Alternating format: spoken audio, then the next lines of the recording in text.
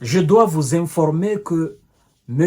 Vladimir Poutine vient de prendre un décret qui ne présage absolument rien de bon pour l'Occident. Waouh! Un décret qui explique tout. Un décret qui nous montre clairement que le président de la Fédération de Russie est entré dans une autre phase. C'est fini la plaisanterie. Non, non, non, non, non, non, non. Oui, mesdames et messieurs. Alors, si vous êtes assis, levez-vous. Si vous êtes assis, levez-vous. Si vous êtes endormi, réveillez-vous. Et si vous êtes en train de manger, finissez vite le manger, débarrassez la table. Mettez-vous en position, voilà, en position d'alerte. Le monde court vers quelque chose que je ne veux pas nommer spécifiquement là. Monsieur Poutine a fait un décret, il prend un décret afin d'augmenter considérablement les effectifs de l'armée russe. Qu'est-ce que cela sous-entend? Ça veut dire que le gars, il est en train de se préparer. C'est comme ça, il s'est préparé entre 99 et 2014. C'est comme ça, il s'est préparé. Et il a pris les Occidentaux au dépourvu dans la situation ukrainienne. Ce gars, c'est un calculateur. Vladimir Poutine, c'est quelqu'un qui voit très loin. C'est un homme averti. Monsieur Poutine, là maintenant, tout est en train de s'assembler dans ma tête. L'exercice militaire géant du jamais vu depuis la Seconde Guerre mondiale avec la Chine, où plus de 90 000 soldats ont été mobilisés, plus de 120, je crois bien, navires, 400 avions ont été mobilisés, des exercices avec, incluant même des armes nucléaires. Je crois bien il y a 2 mois de cela. Le renforcement de la coopération stratégique avec la Corée du Nord. Est-ce qu'il est déjà reparti? Le secrétaire général de la sécurité russe, du Conseil de sécurité russe, monsieur Sergei Shoigu, l'ex-ministre de la Défense, le renforcement du partenariat stratégique avec l'Iran. Il y a quelque chose qui trame. Il y a quelque chose qui trame, mesdames et messieurs. Il y a quelque chose qui trame. C'est pourquoi je vous dis, prenez garde. Ne dormez pas assez. Ne dormez pas jusqu'à ce que vous coulez les salives. Ne dormez pas assez. Prenez garde. Prenez garde. Réfléchissons. Il y a quelque chose qui est en train de se passer dans l'ombre. Il y a des préparatifs, mesdames et messieurs. Alors, ça, c'est pour vous avertir. Pour ne pas dire, ah, monsieur J. Visionnaire, quand vous avez...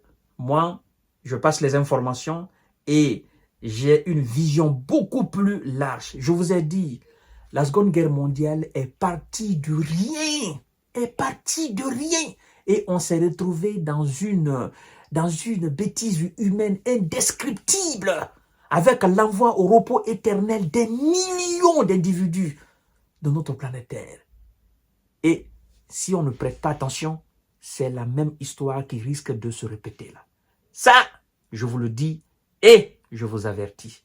Mesdames et messieurs et mesdemoiselles, monsieur le président de la Fédération de Russie signe un décret pour augmenter les effectifs de l'armée russe. Pour augmenter les effectifs de l'armée russe. Le président russe Vladimir Poutine a signé un décret ordonnant d'augmenter le nombre de militaires que compte l'armée. L'armée devra comprendre, oui, l'armée devra comprendre dorénavant 2,39 millions de membres, dont 1,5 million de soldats, contre 2,2 millions, dont 1,3 million de combattants en 2023, selon le décret publié par le gouvernement et entrant en vigueur le 1er décembre 2024. Cela entre en vigueur le 1er décembre 2024 là. En 2023, les membres de l'armée russe comptaient 2,2 millions. Ça, c'est l'ensemble, les membres. Médecins, quoi. Ça, c'est les membres. Dont 1,5 million de soldats. Donc, dans ces membres-là, dans l'effectif de l'armée, dans ces membres-là, il y avait 1,3 million de combattants. 1,3 million de soldats. C'est ce qu'on avait en 2023. Et maintenant, M. Poutine veut que, au lieu que ça soit 2,2 millions, tous les membres, il veut que ça soit dorénavant 2,39 millions de membres, dont 1,5 million de combattants. Alors, ça ne signifie pas quelque chose de bon pour M. Zelensky. Alors, avec ça, quand j'entends M. Joseph Borrell nous dire que eux, ils ont envie de former 90 000, ou non, ils ont envie de former 75 000 militaires ukrainiens. Bon, je me dis, on est loin quand même des 100 000, on est loin des 400 000, on est loin des 500 000, on est loin des 300, des 600, des 700 000. On est loin du million de soldats russes. On est loin des 1 390 soldats russes. On est loin des 1 million de soldats russes.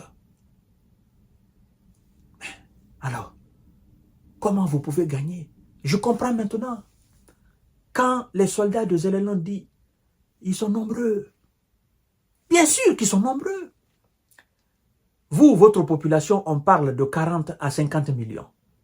De l'autre côté, ça fait le triple de votre population. Là, on parle de 150 à 160 millions d'habitants. La Russie. Par rapport à 40 ou 50 millions d'habitants ukrainiens. Plus les mercenaires étrangers qui sont allés et qui composent la Légion internationale.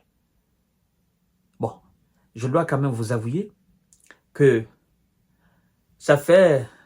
Si c'est 1 million et quelques soldats doivent tous tenir une kalash, ça fait 1 339 kalash. Et ce qui est impressionnant dans tout ça, c'est que le nombre d'armements que possède la Russie dépasse de façon exponentielle, de façon démesurée, le nombre de militaires que la Russie possède. Alors, les troupes et les missiles, les obus, les chars, les blindés, les véhicules de transport, rendons à César ce qu'il appartient et à Dieu ce qu'il appartient. Je ne parle pas d'autre chose, mais la force militaire, la Russie, c'est la puissance. Et reconnaissons cela. Mettons un terme à cette situation en Ukraine. Nous sommes en train de nous enfoncer dans une barbarie seconde. Je parle de nous, les êtres humains. Vous savez, en cas de troisième guerre mondiale, les conséquences seront indescriptibles. Parce que la technologie d'aujourd'hui, 2024, la technologie des années 45, il y a une potentialité de différence. Nous avons aujourd'hui des armes qui ne sont pas dévoilées, dont ces puissances détiennent dans l'ombre. Parce que tout ce qu'on expose là à la télé, vous pensez que c'est ça seulement qu'ils possèdent? Non. Ils ont d'autres qui ne sont pas exposés. Ça, on appelle ça les armes surprises. La Russie en a, les États-Unis en ont. Ça, c'est dans l'ombre. Le commun du mortel ne connaît pas cela. Ça a été le cas avec la bombe H contre Nagasaki. Ça a été étudié rapidement et ça a été une surprise qui a pris au dépourvu les Japonais, qui résistaient encore aux assauts des Américains. Donc, moi aujourd'hui, à travers ce passé, je sais que ces puissances ont des armes dont la capacité dépasse largement ce qu'ils nous montrent en termes d'armes nucléaires. Ça, il faut que je vous dise cela. Il faut que vous soyez rassurés de cela. Ces gens-là, ils détiennent des choses dans l'ombre que nous ne savons pas, que nous n'avons pas encore vues. Et ils sont en train de développer d'autres choses que nous ne connaîtrons jamais. Et ces choses-là sont effectivement tenues secrètes pour que le jour que ça va tomber, et puis que l'adversaire ne peut plus se relever. Voilà ce que je voulais vous dire. Alors, c'est un décret qui donne encore des mots de tête aux hommes de M. Biden. Ça devient sérieux. Je vous donne rendez-vous tout à l'heure pour notre série d'informations décortiquage. Partagez la vidéo dans tous les groupes possibles. Merci.